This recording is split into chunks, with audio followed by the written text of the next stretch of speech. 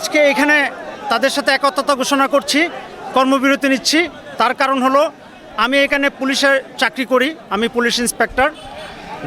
গত এই বিগত সময়ের যে ঘটনা দেশে ঘটছে, আমরা জানেন পটুয়াখালীতে আন্দোলনকারী থেকে শুরু করে সবার সাথে আমাদের অত্যন্ত ভালো একটা সম্পর্ক ছিল। এখানে কোনো রকম কোনো বিশৃঙ্খলা নাই, আমাদের পক্ষ থেকে তাদের উপরে কোনো রকম কোনো হামলা বা অন্য কিছু কোনো গোলাগুলির ঘটনা এখানে নাই। কিন্তু আমার গ্রামের কিছু দুর্বৃত্ত যারা জামাত বিএনপির সাথে জড়িত, তারা আমার গ্রামের বাড়িতে তারা আগুন দিচ্ছে। এরা ছাত্র না, এরা হলো জামাতের সাথে জড়িত, বিএনপির সাথে জড়িত। তারা আমার বাড়িতে গিয়া সন্ধ্যার পরে তারা আগুন দিচ্ছে, ভাঙচুর করছে। অত্যন্ত দুঃখের বিষয়, কোনো প্রশাসন বা কেউ এখন পর্যন্ত কোনো খোঁজ নেয় নাই। তারপরে আমরা নিজেরা, আমাদের যারা ছিল তারা জানমাল নিয়ে পালাইছে। এই অবস্থায় আছি আমরা, পুরোপুরি আমরা একেবারেই নিরাপত্তাহীনতায় ভুগছি। আমরা নিজেরা এখানে ব্যক্তিগতভাবে তো ভুগছি, পুলিশ হিসেবে ভুগছি, পাশাপাশি আমাদের বাড়িঘরও নিরাপদ না, আমাদের স্ত্রী সন্তান পরিবার পরিজন কেউ নিরাপদ না বর্তমানে যে অবস্থা চলছে। বাসায় ফ্রেশ জুস তৈরি করতে আমার আছে ভিশন ব্লেন্ডার। ভিশন ব্লেন্ডার, জীবনে আধুনিকতা। ক্ষয়ক্ষতি আমাদের 450টা থানায় আগুন দিছে, পুড়িয়ে লাইছে একবারে, এবং পুলিশ সদস্য সব মাইরে পালাইছে। তাহলে আমরা কার নিরাপত্তা দেবো? এজন্য আমরা কর্মবিরতি নিতেছি, আমাদের নিরাপত্তা নাই, আমাদের ফ্যামিলি। প্রতিক্রিয়া, আমরা কর্মবিরতি করেছি কারণ আমাদের যে ভাই, পুলিশ যে ভাই, তাদের নির্মমভাবে হত্যা করা হয়েছে। আমরা নিরাপত্তাহীনতায় ভুগছি।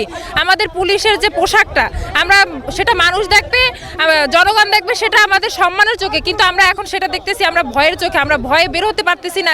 এখন আমরা ভয়ে ব্যারাকে অবস্থান করেছি, ইউনিফর্ম পরতে পারতেছি না। তারপর আমাদের পরিবার এখন নিরাপত্তাহীনতায় ভুগতেছে। পরিবারকে এখন আমরা পুলিশের চাকরি করে দেখে এখন পরিবার এর দায় নিতেছে যে অনেক পুলিশ বাহিনীর, আমার পুলিশ সদস্যদের অনেক বাড়িতে হামলা হয়েছে। আমাদের দাবি দেওয়া হচ্ছে, আমাদের গতকালকে রাত্রে থেকে 450টা থানাতে অগ্নিকাণ্ড হয়েছে।